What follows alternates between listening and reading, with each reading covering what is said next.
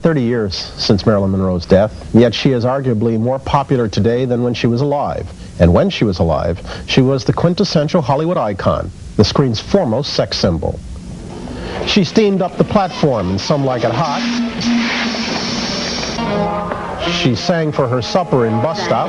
Oh, like magic has me in its spell. And in Gentlemen Prefer Blondes, she stirred things up as a gold-digging temptress. Of the hand may be quite continental, but diamonds are a girl's best friend.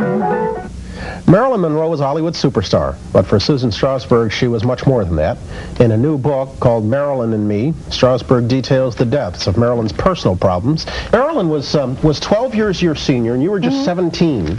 16 when you first met. Just how much did she become a member of your family? Well, she became almost like the third adopted child. I have a younger brother. And she wound up sleeping. She would come over when she was desperate, lonely, or on pills when she needed to be held. And sleep. My brother would get kicked into the living room, a couch, and she would sleep in his room. And then we shared a room together at the beach, on our beach house. And what happened was she became almost like a child as well as a student of my dad's, who was head of the Actors Studio.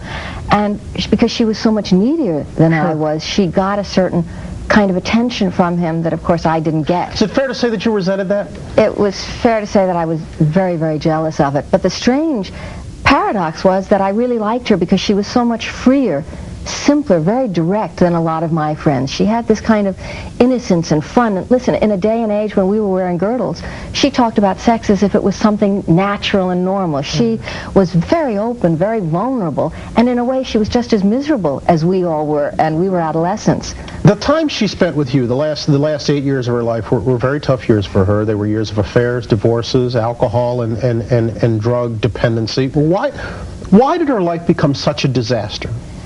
You know what? It wasn't such a disaster because at the same time that she was addicted and the same time that some of the relationships were a disaster, and I think it's because she had no self-esteem. So no matter who loves you, if you don't love yourself, it doesn't matter. And she was so desperate for love that not getting it kept throwing her back and back. But on the other hand, she knew in the 50s, when very few of us did, that the answer to her happiness wasn't out there. It wasn't in furs, it wasn't in a mink, it wasn't in fame. It was inside. And so that at the same time that all this was going on, she really was a very gutsy, courageous lady. She made that journey inward, which is dangerous. If you think, she stood up before the women's movement. She broke away from a Hollywood studio. She stood up to the McCarthy Committee on behalf of her husband. She risked a lot. In addition to the pearls you're wearing, she gave you some self-portraits. I want to show them. You tell us what you think they say about Marilyn Monroe. I think that they're the two sides of Marilyn, the little girl and the glamorous movie star that people saw. And to me it means that she was aware that inside this beautiful, glamorous package, maybe she was exposing her body, but that in the end, she realized that she was exposing her soul. And that, I think, is one of the reasons, by the way, that we're still so drawn to her. Because that awareness that there were these two sides, I think she said once, she called this one Lonely, and the other one she titled Life is Wonderful, So What the Hell? Yeah.